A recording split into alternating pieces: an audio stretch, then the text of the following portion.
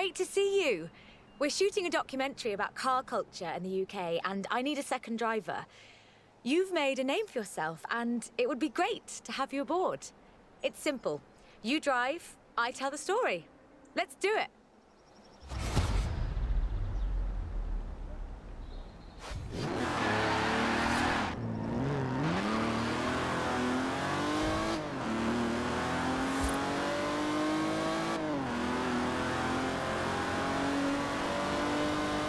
From Aston Martin to McLaren and Bentley, Great Britain is home to over a century of automotive excellence. I'm Rebecca Dawson. Welcome to British Racing Green, a documentary celebrating that history. The Aston Martin DB5 Vantage was the quintessential Grand Tourer of the 1960s, combining British engineering and Italian design.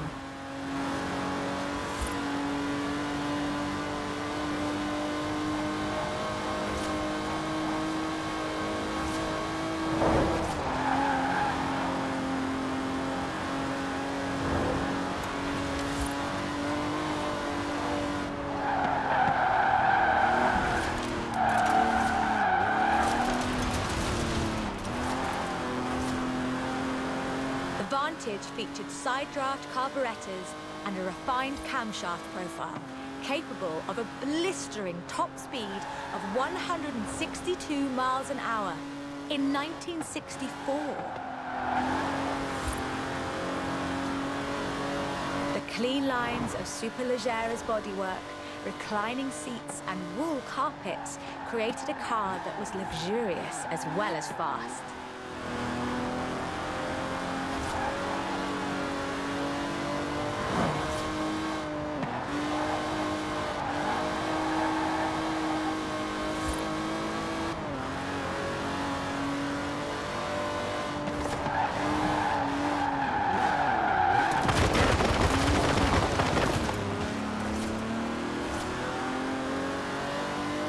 This car would form the basis for the DB range, with later cars improving on the design in many ways.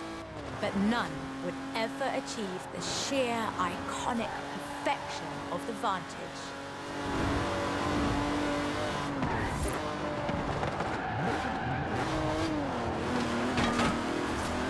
For all of its beauty and engineering perfection, only 65 of these beautiful machines would ever be built. If you own one, you own a piece of British history.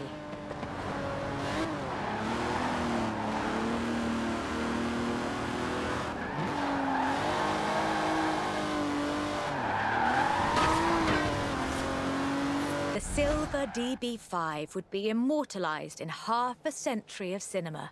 The classic Aston Martin.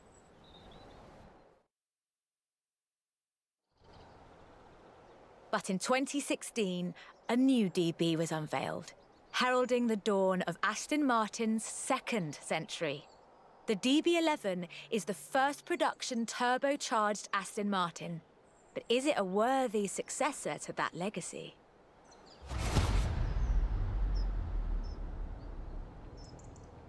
The short answer is yes. It's bold, responsive, and agile. Is perhaps the best GT chassis in the world. And listen to it.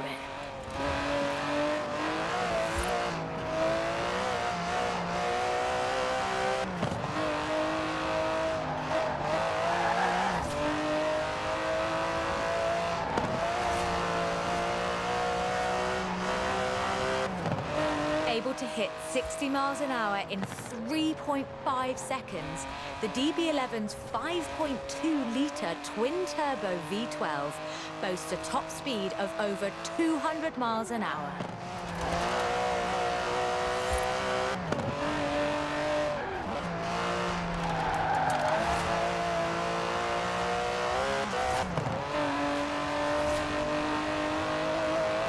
The DB11 is not the fastest car in the world, but then it's not trying to be. It's sophisticated, effortless luxury. It's an Aston Martin.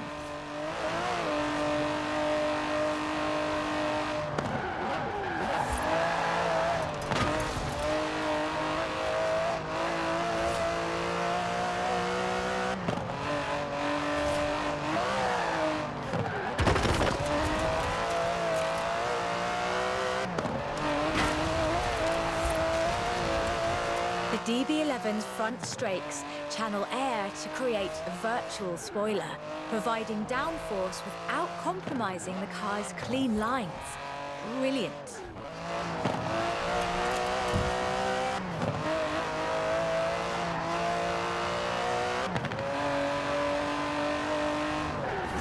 Most importantly, I think, the DB11 proves that Aston Martin is ready for another century of beautiful cars. And I can't wait.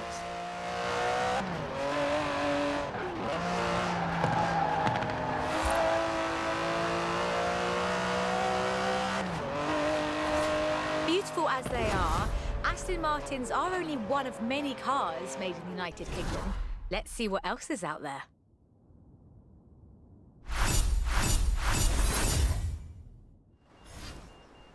This is shaping up nicely. Time for a change of pace, though. At least at first. The next segment is about Land Rover, and we'll be starting out with the Type 3.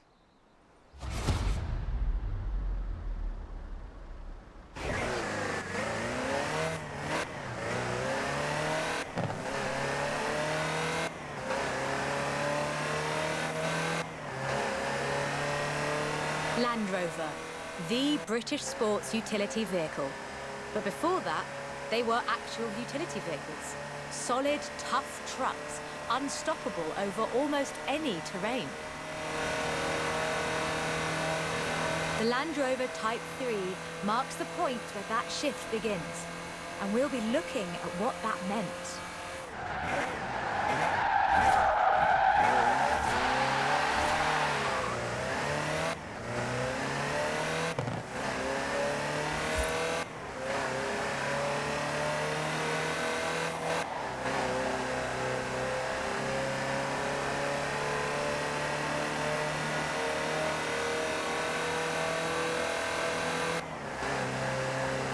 Land Rovers have taken on almost every task imaginable.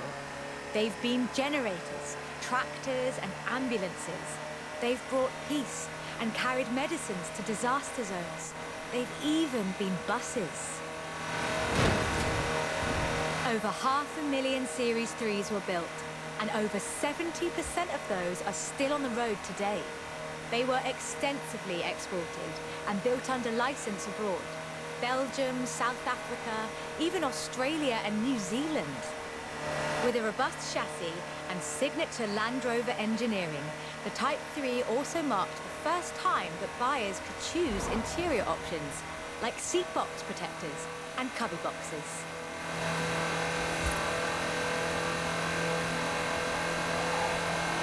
That trend continued, and by 1982, Land Rover were offering the county spec Type 3. Leisure drivers could choose from such luxuries as all-cloth seats, soundproofing and tinted glass. The trend was increasingly clear, and the future of the Land Rover was starting to take shape. If you squinted, you could already see the shape of the first sports utility vehicle, the Range Rover.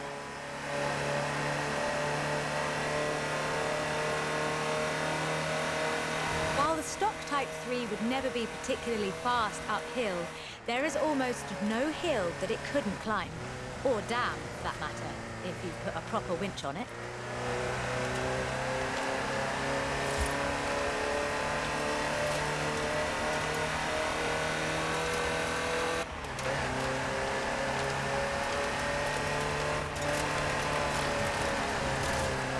In 1978, a Series 3 was custom-built for Her Majesty Queen Elizabeth II. It only had 1,892 miles on the clock when it was auctioned into private hands. And it was in perfect condition. It would be. After all, she trained as a mechanic in the 1940s and will likely remain the only royal able to strip and rebuild an engine.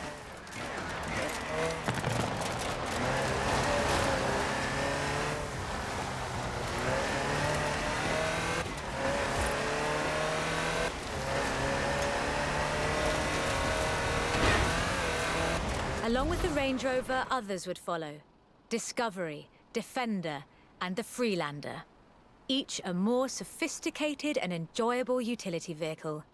But none of them were a replacement for the Type 3. They were a different kind of car.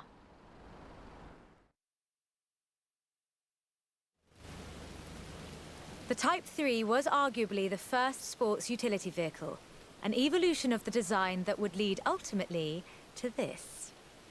The Bowler Nemesis, an off-road racing vehicle that turned into a production SUV, the Nemesis EXR.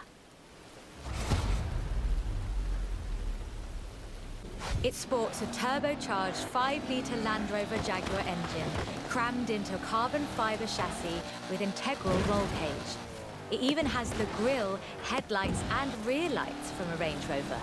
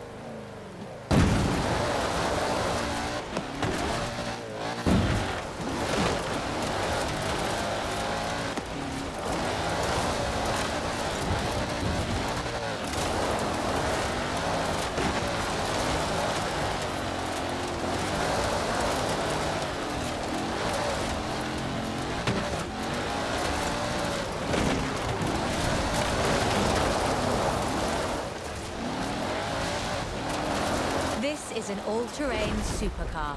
That's the only fair description for this. But that's what you get when you build an SUV with Land Rover DNA.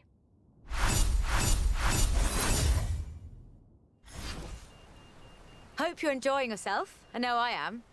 It's great to be able to just focus on telling the story while someone else handles the driving for once. Let's get to the next one. This time, it's Lotus.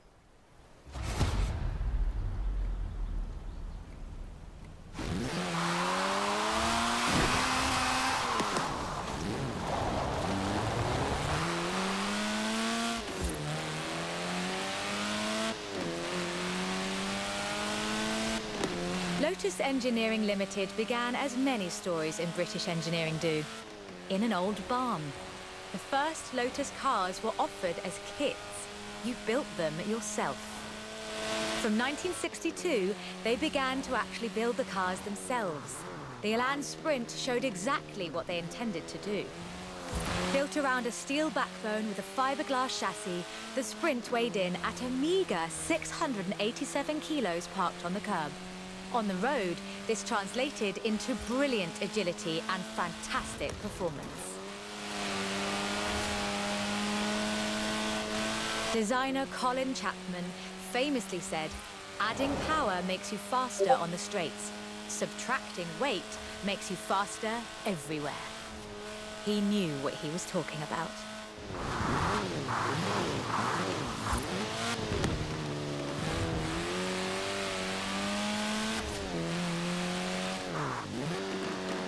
Widely hailed as one of the greatest sports cars of the 1960s, the Elan would be closely studied and emulated, inspiring such masterpieces as the Mazda MX-5. The Elan has all the energy, style, and enthusiasm you would expect. Bold, quick, and fun. So much so that they put it in the name.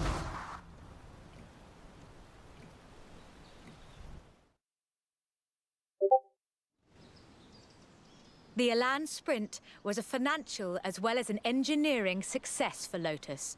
validating their approach to design and resulting in a whole family of light, agile roadsters.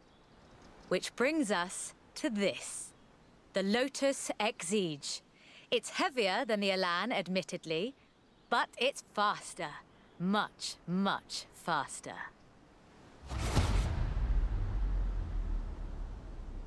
Touch the pedal, the Exige responds with instant, relentless acceleration, as you'd expect. With a 0 to 60 time of 3.8 seconds and a top speed of 170 before upgrades and tuning, the Exige is uncompromising.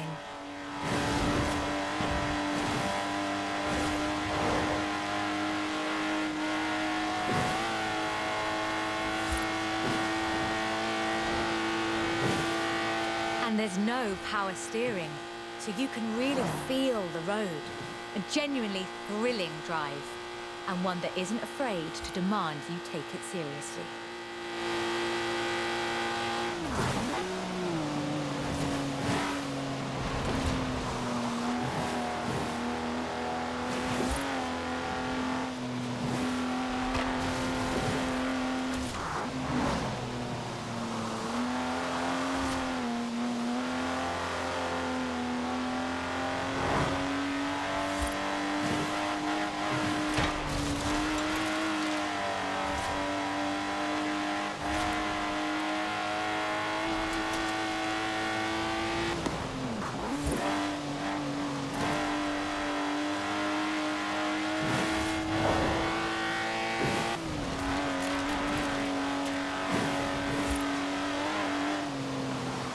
And with rumoured launches of 2 new cars in 2020, Lotus looks set to push the benchmark of the experienced sports car well into the next century.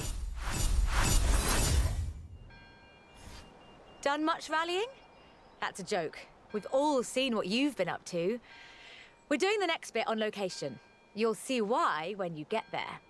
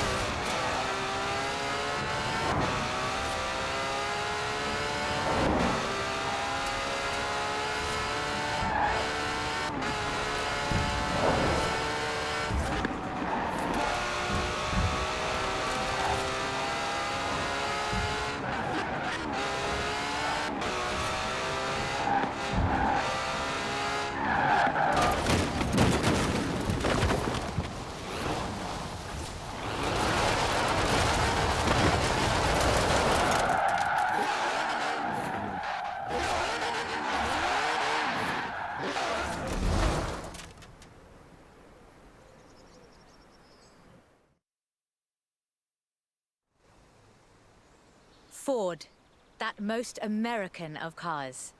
But the Ford Escort, oh, that's British. And more than that, the Escort would become for many synonymous with Group B. In the 70s, Ford had embraced that destiny so firmly that they'd begun their own championships to find new drivers. Drivers for cars like the RS 1800.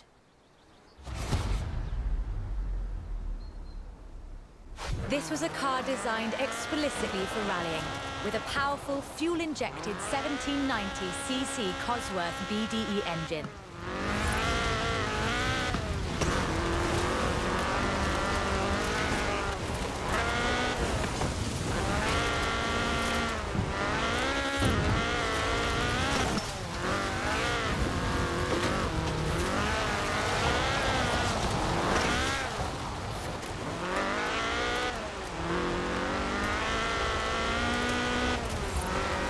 The RS 1800 brought home 17 World Rally Championship victories for Ford.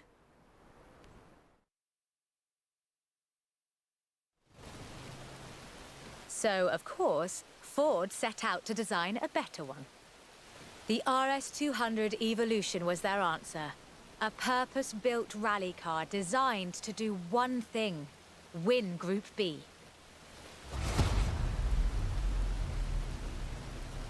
With a 1.8 turbocharged Ford Cosworth BDT engine and all-wheel drive, the RS200 had perhaps the best suspension platform of any car of its era.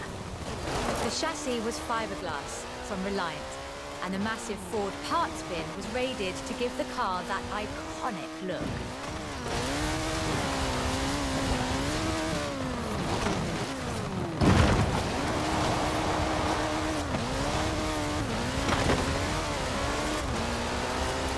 Fortunately, Ford built over 200 as part of the homologation requirements for Group B, so you can still find them, if you're lucky.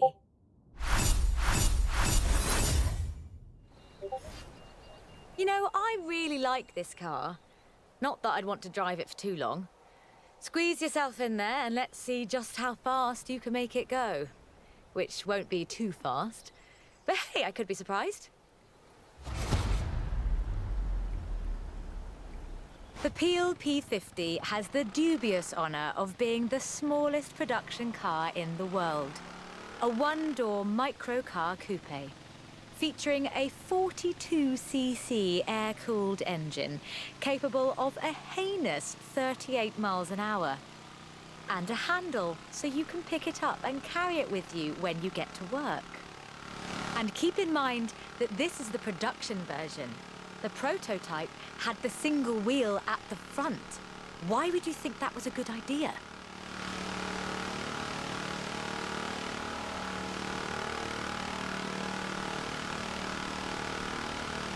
In 2010, though, production restarted at Sutton in Ashfield.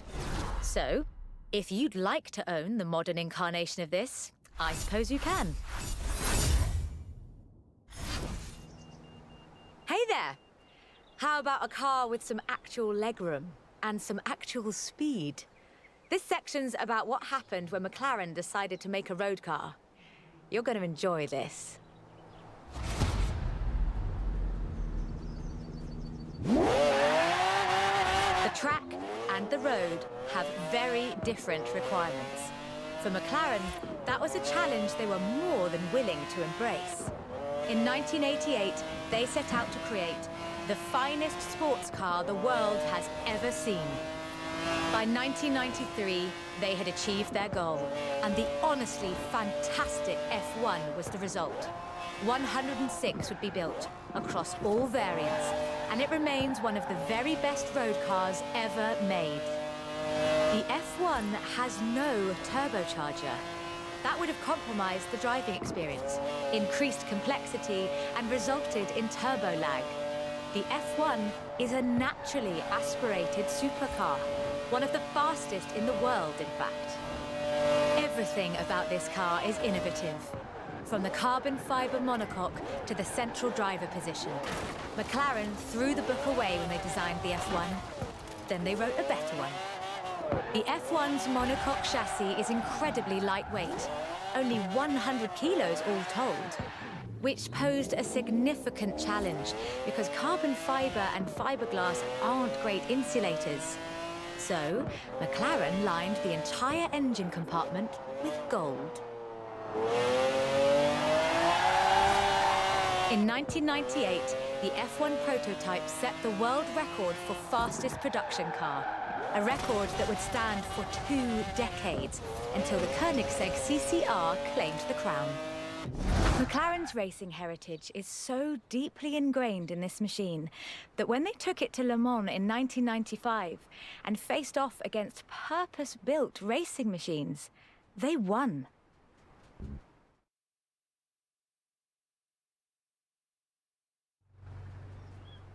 So, with something like the F1 to live up to, where do you go next? Well, you throw the book away again and write an even better one. The result is the McLaren P1, a hybrid electric sports car that stands head and shoulders above the F1. The P1 GTR will hit 60 miles an hour in 2.4 seconds. That's 0.7 seconds faster than the F1. That's an eternity for a supercar. The car's blistering performance is delivered by a twin-turbo V8, supplemented by a McLaren ECU electric motor and instant power assist system. And they do mean instant.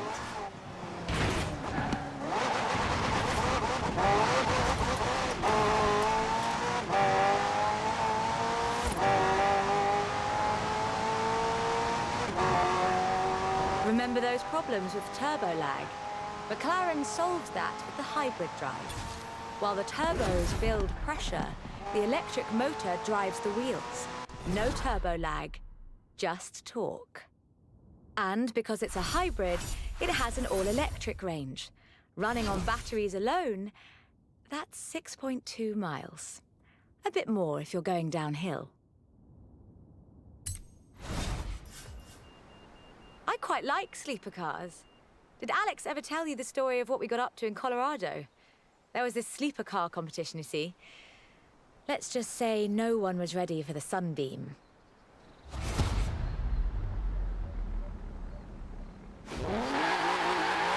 Lotus never quite let go of the upgrade game. So in addition to building their own supercars, they upgraded cars from other marques too.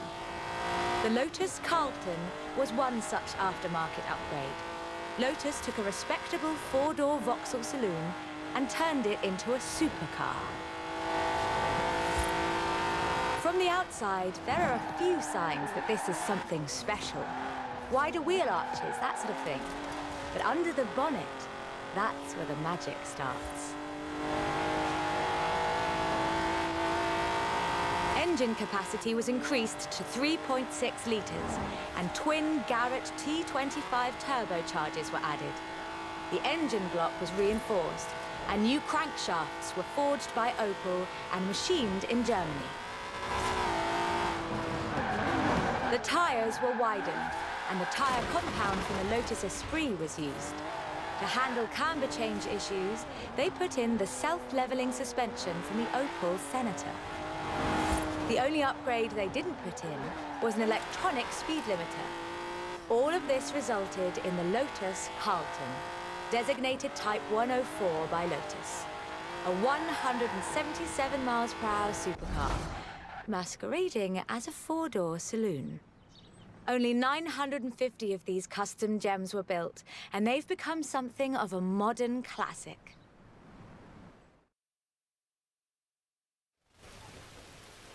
The Lotus Carlton was an example of how to turn a saloon into a supercar, but that's not the only thing Lotus got up to. In 1979, Chrysler approached Lotus to create a strict rally version of their Sunbeam three-door hatchback. Lotus, as you might imagine, rather enjoyed the challenge. They took the rear-wheel drive hatchback and changed everything that matters. They stiffened the suspension, improved the anti-roll bars, and widened the transmission tunnel.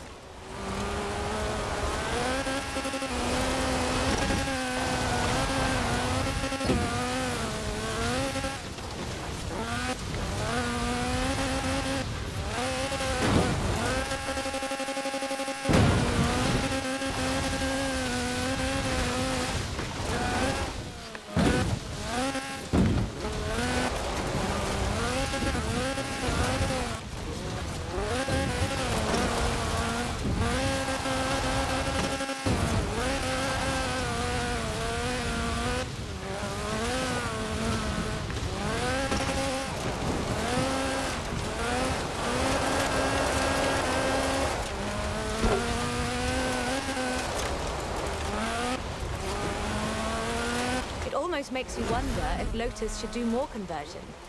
It's a silly question, actually. Lotus should do more conversions. In fact, I'll call them right now.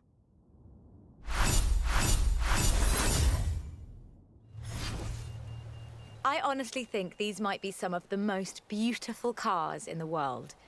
And the story of how it came about is, well, really British. Get in the car and let's get this segment.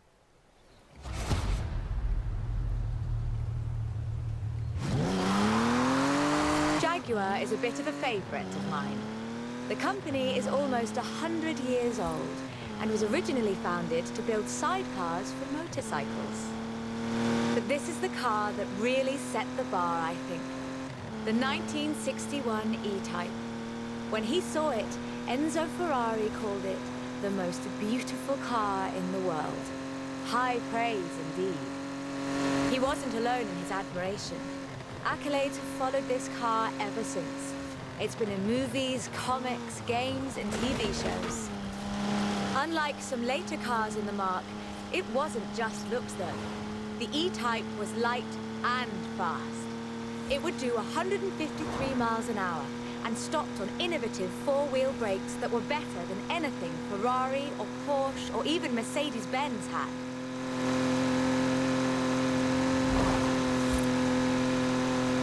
It was solid too, with a design based on the D-Type that won the 24 Hours of Le Mans 3 years in a row.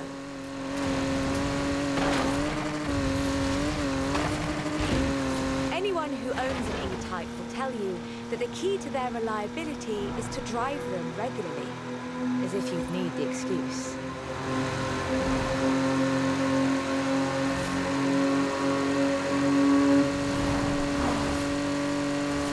About 2,500 were built, and they're a common sight at auto shows, and surprisingly reasonably priced.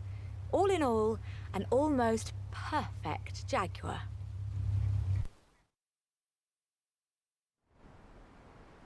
The E-Type was the successor to the Le Mans winning D-Type, but what would that look like if Jaguar designed it today?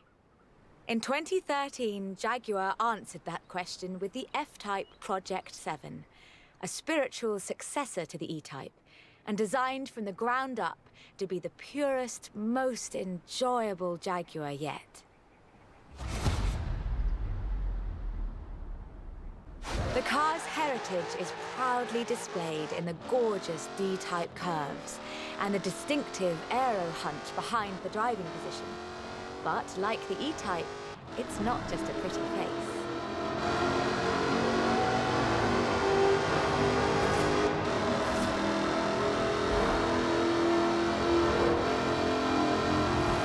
Powered by a 5-litre V8 supercharged engine, with a fully aluminium body, it's blisteringly fast, with a 0 to 60 speed of 3.8 seconds and a top speed of 186 miles an hour. A car as beautiful as this must surely have been a carefully authored design. Actually, it started as a sketch by designer César Pierri, thrown together one Friday in his free time. Jaguar's design director, Ian Callum, saw the sketch in a thumbnail on César's computer during a meeting and asked him what it was. The rest is history.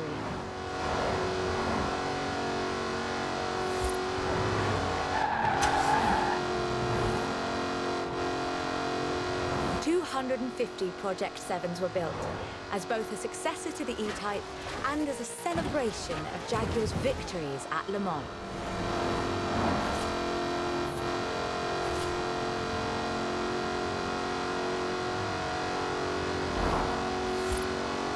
I think I speak for all of us when I say, thank heavens for César's Friday afternoon doodle.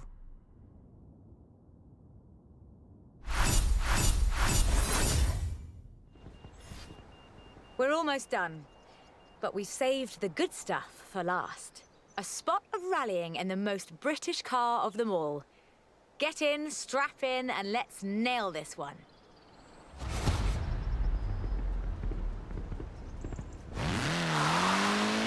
There is one car built in Great Britain that is, quite fairly, considered one of the most influential cars of the century. It's a surprisingly spacious little city car with a side-mounted engine. It's an icon of popular culture. It's been built on every continent where there's a car factory. It's the Mini. The Mini Cooper S was built to be a performance machine, With deeper engines, twin carburetors and front disc brakes, this scrappy little machine would go on to achieve more than 30 racing victories in the 1960s and 1970s. A Mini Cooper S flying number 37 placed first at the 1964 Monte Carlo Rally. Driven by Paddy Hopkirk and Henry Liddon, this was the last time an all-British crew would win the event. But not the last time a Mini would. At Monte Carlo in 1966, Minis took the first, second and third positions. They were all disqualified because they had dimming headlamps, not because they were winning everything in sight.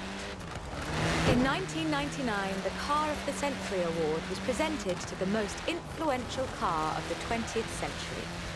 The Mini came second. It was beaten by the Model T Ford. That's fair, I suppose. 5.3 million Minis would be sold, making it the most popular British car.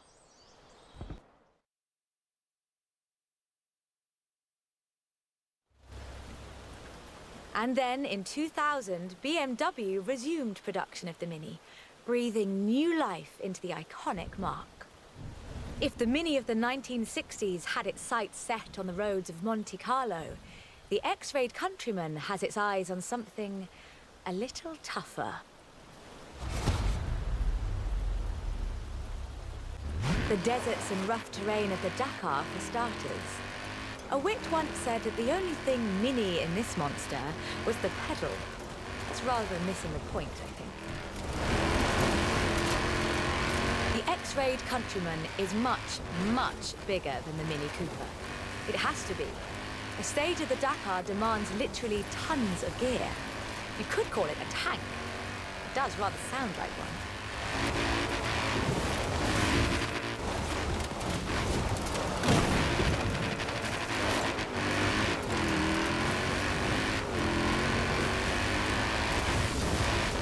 When Mini's X-Rayed division set out to build this thing, they had one goal in mind: winning the Dakar.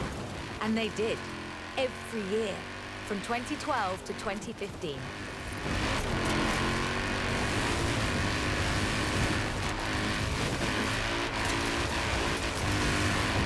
It's designed to be driven for 2 weeks over deserts and badlands, 5 kilometers above sea level. And it still handles like a hot hatch on a nice bit of dry air.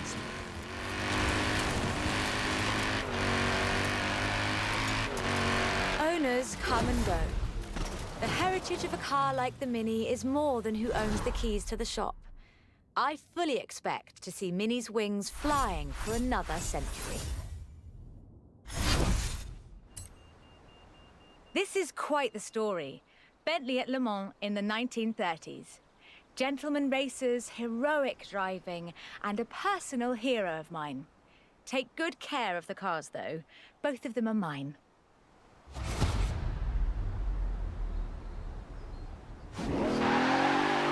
Bentley, a company founded in 1919 in Cricklewood, North London, and purchased by Rolls-Royce in the 30s.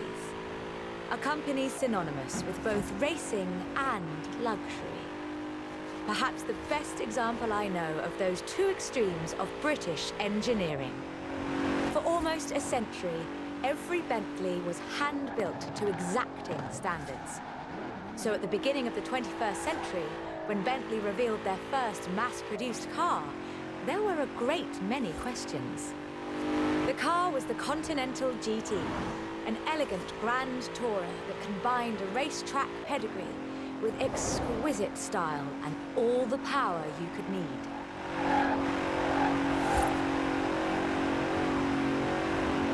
The move to mass production has done nothing to blunt the Bentley experience. The 2017 Continental Supersport is responsive, fast, and beautifully designed.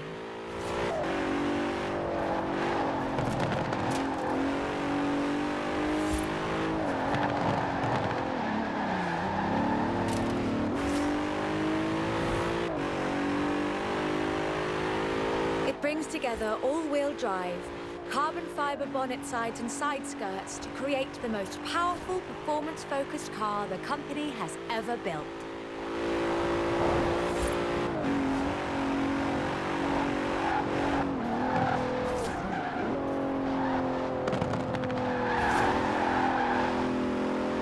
But never forget, Bentley's pedigree is racing, and the Bentley Continental embraces that.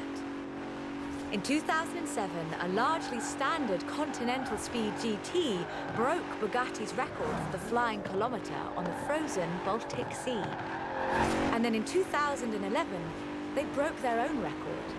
205 miles an hour, both ways, on ice. Even when building these gorgeous Grand Tourers, Bentley is driven to excellence.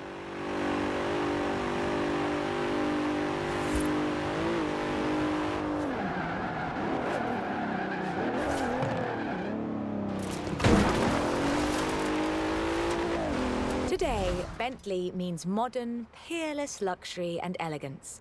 But that's far from the full story.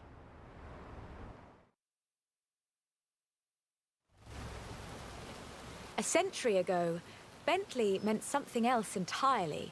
It meant Le Mans. In 1930, eccentric race team owner Dorothy Paget financed a rather special Bentley at the Le Mans. It was a 4.5-litre supercharged masterpiece, driven by Sir Henry Bentley Boy Birkin. It posted the fastest time on the day, but it failed to finish.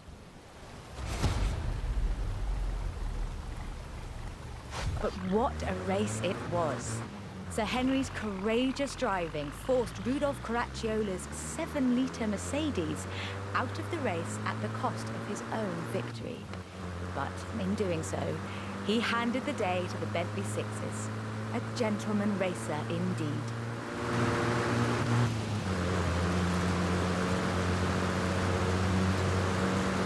Sir Henry knew he didn't have anything to prove. In 1929, the adventurer Mrs. Mary Victor Bruce had already driven the resolutely modern 4.5-litre Bentley at Montlhéry, setting distance, speed and endurance records. The Bentley's performance so annoyed Ettore Bugatti that he called it the world's fastest lorry.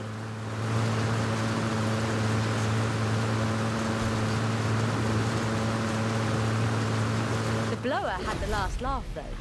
In 2012, it was sold at auction for over £4 million, which is more than enough to buy a Veyron and a racing truck, if you're keeping score.